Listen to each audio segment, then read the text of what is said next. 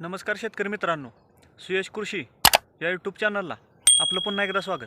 आजच्या व्हिडिओमध्ये आपण ज्या कारल्या प्लॉटचा आपण 15 ते 20 दिवसापूर्वी एक व्हिडिओ दिला होता की ज्याच्यामध्ये आपणाला थंडीच्या वातावरणात किंवा ज्यावेळी आपणाला जास्त थंडी जाणवणार आहे त्यावेळी आपणाला फळ वाकडे होणे किंवा कळी पिवळी पडणे, त्याचबरोबर सेटिंग न होणे, तसेच प्लॉटची ग्रोथ ही हळूहळू होणे किंवा पाहिजे तशी आपणाला ग्रोथ न होणे, त्याचबरोबर आतासुद्धा जास्त प्रमाणात थंडीचा प्रादुर्भाव जाणवत आहे किंवा सकाळचं दवबादळ पडत आहे. याच्यामुळे आपण पाहू शकता अशा पद्धतीने पानावर जास्त काळ पाणी टिकून राहिल्यामुळे आपणाला जे भुरीचा प्रादुर्भाव असेल किंवा दावण्याचा प्रादुर्भाव हा जास्त प्रमाणात जाणवतो. त्याचबरोबर फळ वाकडं होणे असेल किंवा थंडीमध्ये आपल्याला जास्तीत जास्त प्रमाणात फुगवण मिळाली पाहिजे की ज्यामुळे आपल्याला चांगल्या पद्धतीने कमी खर्चामध्ये जास्तीत जास्त उत्पादन हे घेता येईल. याच्यासाठी आपल्याला भुरी थांबली पाहिजे. त्याचबरोबर आता ह्या स्टेजला आपला प्लॉट आल्यानंतर आपल्याला कळी मिळाली पाहिजे, त्याचबरोबर फुगवण झाली पाहिजे.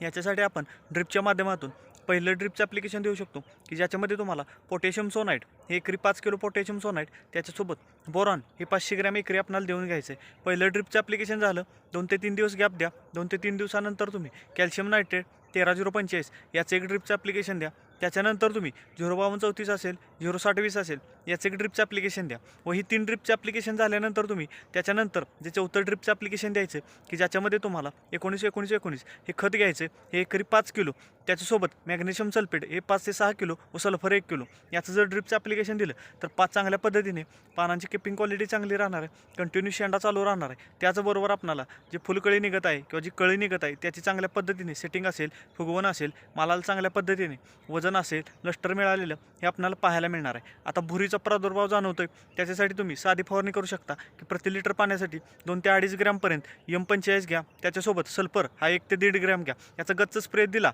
तर तुम्हाला चांगल्या पद्धतीने भुरी कंट्रोल मिळणार आहे. जर जास्त प्रमाणात भुरी जाणवत असेल तर तुम्ही मेरिवान असेल, निसोडियम असेल किंवा अमिस्टार टॉप असेल याचा वापर करू शकता.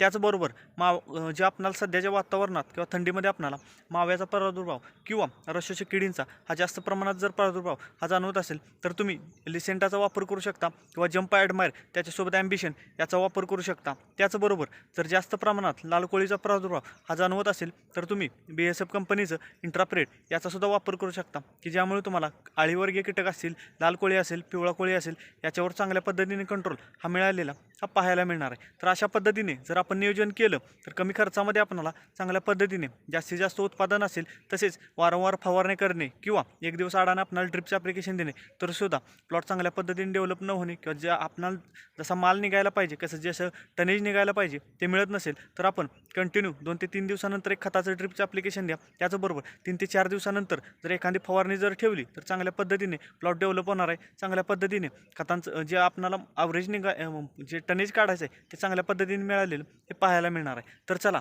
आपल्याला आजचा व्हिडिओ कसा वाटला कमेंटच्या माध्यमातून जरूर कळवा. तसेच जर आपण चॅनलला प्रथम आला असाल तर चॅनल नक्की सबस्क्राईब करा, व्हिडिओला लाईक व शेअर नक्की करा. धन्यवाद.